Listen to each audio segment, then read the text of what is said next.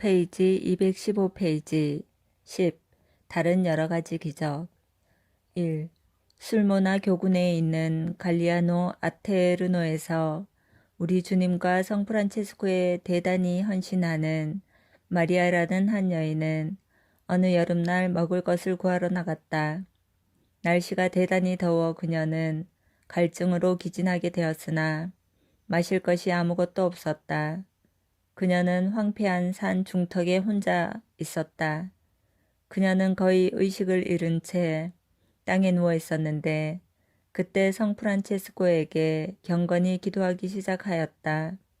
그녀가 겸손히 그리고 사랑스럽게 기도를 계속하는 가운데 그녀는 더위와 갈증 그리고 고된 노동으로 쓰러져 잠이 들었다. 그때 성프란체스코는 그녀에게 와서 그녀의 이름을 불렀다. 일어나라. 그리고 하느님께서 너와 다른 많은 이에게 주시는 물을 마시라. 라고 그는 말했다. 그녀는 그 말에 깨어났는데 자신이 더 강해진 것을 느꼈다. 그녀는 자기 옆에 자라나고 있는 고사리를 잡아 뿌리채 뽑았다. 그러고는 나무 조각으로 구덩이를 파다가 흘러가는 물을 발견하였다. 처음에는 그것은 겨우 물 한 방울이었는데 하느님의 힘에 의해 갑자기 샘으로 커져 그녀가 마시고도 넉넉하였다. 그리고 그녀는 눈을 씻었다. 그녀의 눈은 오랜 병의 결과로 나빠 있었는데 그러나 그때 새로운 시력을 받은 것을 깨달았다. 그녀는 집으로 달려가 이 비범한 기적에 대해 성 프란체스코에게 영광을 돌리며 모든 사람에게 얘기했다. 사람들은 그 이야기를 듣고 멀리서도 가까이서도 왔으며 실지 경험으로 그 물의 능력을 확인하게 되었다. 많은 사람들이 고백성사를 보고 그 물을 쓴 후에 여러 가지 질병을 치유받게 되었다. 오늘날까지 거기에 한 샘이 있으며 성 프란치스코를 기념하여 한 기도원이 세워졌다. 2. 스페인의 사하군에 있는 한 사람에게 속해 있는 한 벚나무는 모든 사람의 예측과는 반대로 기적적으로 되살아나 잎과 꽃과 열매를 맺었다. 빌라 실로스 주위의 시골에 사는 주민들은 포도나무를 침해했던 곤충의 역병에서 성 프란치스코의 기적적인 중재에 의해 구원을 받았다. 팔렌짜 출신 한 사제는 자신의 곳간을 성 프란치스코의 보호 아래에 두었는데 성인은 해마다 그곳을 침범하곤 했던 밀에 달려드는 해충에서 그곳을 구해주었다. 아폴리아의 페트라말라 사람인 한 시골 지주는 자기의 땅을 성 프란체스코의 보호하에 위탁하여 성인은 주위에 있는 모든 것이 메뚜기 떼에 의해 못쓰게 되었음에도 불구하고 그곳은 메뚜기 떼에서 안전하게 지켜주었다. 3. 마르티노라는 사람은 자기 소떼에게 풀을 먹이기 위해 마을 밖으로 멀리 몰고 나왔다가 한 마리의 다리가 너무나 심하게 부러져 그 소를 위해 그가 할 수 있는 방도가 아무것도 없었다. 남은 유일한 일은 가죽을 얻는 것이었다. 그래서 그것을 벗길 도구를 가지고 있지 않았기 때문에 그는 성 프란체스코에게 그 소를 돌봐주도록 부탁하고 집으로 돌아갔다. 그는 그 동물을 자기가 돌아올 때까지 이리떼들로부터 구하기 위해 그것을 그의 보호에 위탁했던 것이다. 다음 날 아침 일찍 그는 숲에 남겨두었던 그 소에게 되돌아왔다. 그는 그 소가 풀을 뜯고 있으며 완전히 건강을 회복한 것을 보았다. 그래서 그는 부러진 다리와 다른 다리를 구별할 수가 없었다. 그는 자기 소를 이처럼 잘 보살펴주고 낫게 해준 선한 목자에게 감사를 드렸다. 겸손한 성 프란체스코는 자기에게 청하는 사람들을 도와주는 방법을 알고 있었으며 가장 낮은 인간의 소망조차도 가벼이 여기지 않았다. 그분은 아미테르노 출신인 한 사람에게 그가 도둑맞은 노새를 되돌려 주었으며 또한 그는 안트로도코 출신인 한 여인을 위해 산산조각이 난 그릇을 고쳐 주었다. 그는 마르케의 몬돌모에 있는 한 사람을 위해 산산조각이 나 있었던 보습을 고쳐 주었다. 4. 사비나 교구에 80살이 된 노파가 있었는데 그녀의 딸은 아직 채 젖도 떼지 않은 아기를 남겨놓고 죽어버렸다. 그 불쌍한 노파는 가난하여 우유도 없었으며 더구나 그 아기에게 우유 한 방울조차도 줄 다른 사람도 없었다. 그래서 그녀는 어디에 의지해야 할지 몰랐다. 그 아기는 점점 더 야위어 갔다. 그러던 어느 날 밤 어떠한 인간의 도움도 받지 못하였기에 그 노파는 성 프란체스코에 의지하여 그의 도움을 간청하였다. 그녀가 눈물에 젖어 기도하고 있었을 때 성 프란체스코는 순진한 어린이에 대한 사랑에서 그녀에게 와서 나는 당신이 그토록 눈물로 도움을 간청한 프란체스코요. 아기를 당신의 젖가슴에 갖다 대시오. 그러면 하느님은 당신에게 많은 젖을 내릴 것이요 라고 말했다. 그녀가 그가 이른 대로 했더니 즉시 그녀의 가슴은 풍부히 젖을 내었다. 프란체스코가 그녀에게 준 이 기적의 선물은 모든 사람에게 알려지게 되고 한 무리의 남녀들이 그것을 보러 왔다. 그들은 자신들의 눈이 증거하는 것을 부인할 수 없었으므로 그들은 모두 감동되어 하느님께 그 기적의 힘에 대해서 그리고 당신의 성인의 사랑스러운 친절에 대해서 찬미를 드렸다. 5. 스코피토에 있는 한 남자와 그 아내에겐 외아들이 있었는데 이 아이는 가엾은 처지에 있었기에 그들 부모는 매일 눈물로 지냈다. 그의 양팔은 목에 붙어 있었고 그의 양 무릎은 가슴에까지 당겨 올라와 있었기에 그의 발 뒤꿈치는 엉덩이를 누르게 되었다. 그는 인간의 후손이라기보다는 오히려 무슨 괴물처럼 보였다. 그의 어머니는 슬픔에 압도되어 성 프란체스코의 도움을 기원하면서 그리스도께 자기의 비참한 처지와 치욕을 보아서 불쌍히 여겨달라고 간청하였다. 어느 날 밤 그녀는 슬픔에 잠겨서 산란한 잠을 잤는데 성 프란치스코가 그녀에게 나타났다.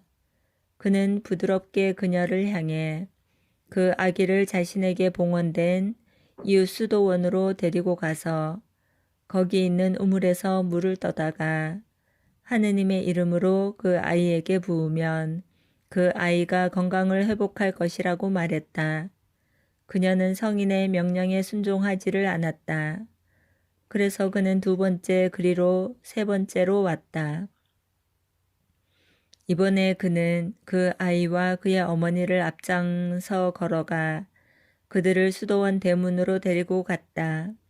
수많은 귀족 부인들이 신심해서 수도원을 방문하고 있었는데 그 여자가 그들에게 환시에 대해 모든 것을 얘기하자 그들은 그 아이를 수도원으로 데리고 들어갔다. 그러고는 우물에서 물을 길어 그들 모두 중 가장 높은 신분을 지닌 사람이 그 아이를 자기 손으로 씻겼다. 그는 즉시 치유되어 그의 사지는 원래 자리로 되돌아갔다. 그들은 이 기적을 보고 놀라움에 압도되었다. 5. 수사 가까이 있는 리바톨로 카바베스의 사람으로 우베르티노라는 한 젊은이가 작은 형제회에 들어왔는데 수련기 동안에 한 충격적인 일을 겪어 그는 미쳐버렸으며 그의 몸 오른쪽이 완전히 마비되었다. 그래서 그는 들을 수도 말할 수도 없었고 움직일 수도 없었으며 아무것도 느낄 수가 없었다. 수사들이 진심으로 슬퍼하게도 그는 침대에 발을 묶여 얼마 동안 지내다 보니 성 프란치스코의 단식일이 오고 있었는데 그 전날 그는 한순간 본 정신을 차릴 수 있었다. 그는 비록 자기 목소리는 뒤틀렸어도 믿음으로 가득 찬 마음을 다해 자기가 할 수 있는 한 최대로 성인에게 호소하였다. 다음 날 아침 모든 수사들이 성당에서 기도를 노래하느라 분주한 동안 성 프란치스코가 그 수도회의 수도복을 입고서 병실에 있는 그 수련생에게 나타났으며 커다란 빛이 거기에 빛나고 있었다. 그는 자기 손을 뻗쳐 그 수련생의 오른편을 어루만졌다. 그러고는 그는 자기 손을 그의 몸을 따라 머리에서 발끝까지 부드럽게 쓰다듬고는 자기 손가락을 그의 귀 속에 넣고 그의 어깨에다가는 어떤 표시를 했다. 이것은 하느님이 나를 통하여 당신께 완전한 건강을 회복시켜 주실 표시요. 왜냐하면 당신이 이 수도회에 들어온 것은 바로 나의 모범을 쫓고자 한 것이기 때문이요. 라고 그는 말했다.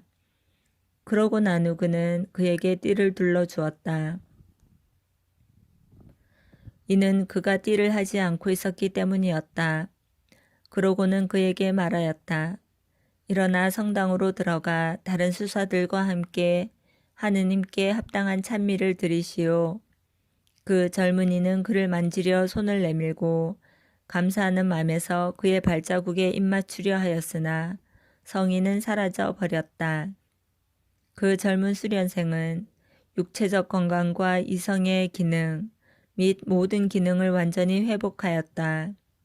모든 수사와 그리고 그가 마비된 것을 보았고 미친 것을 보았던 거기에 있던 신자들이 모두 놀라게도 그는 교회로 들어갔다.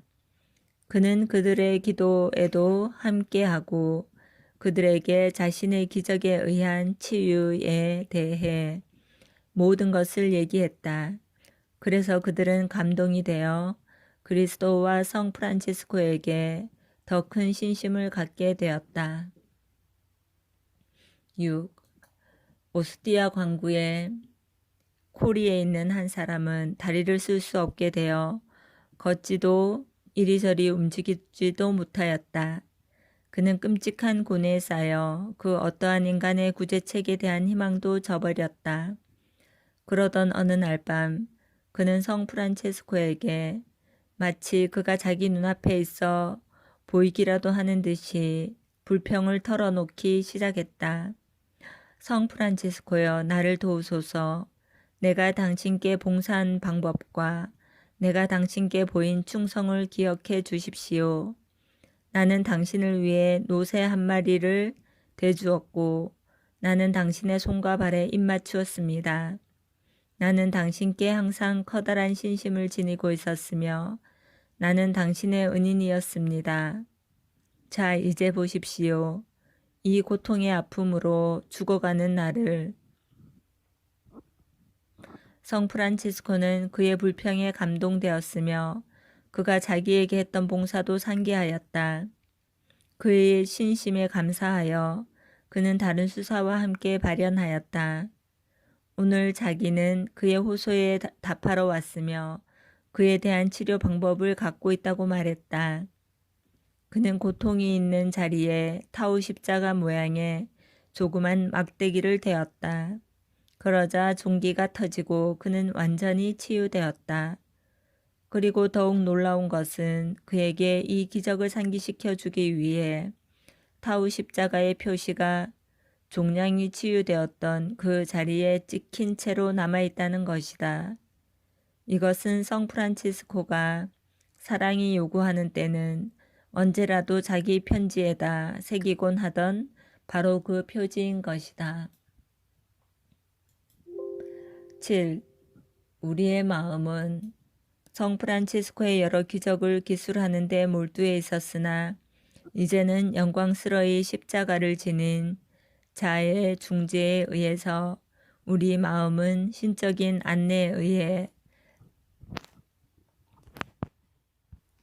한 번 더 타오 십자가로 되돌아오는 것이다. 이것은 우리에게 마치 프란체스코가 그리스도의 군대에서 싸우던 동안 구원을 얻기 위해 했던 모든 것 중에 타오 십자가가 극치를 이루는 것과 똑같이 그렇게 그것은 그에게 영예를 가져다 주며 지금 그가 그리스도의 승리를 나누는 모든 것의 보증이 되었다. 8. 십자가의 깊고도 놀라운 신비는 그리스도의 거지에게 완전히 드러났던 것이다.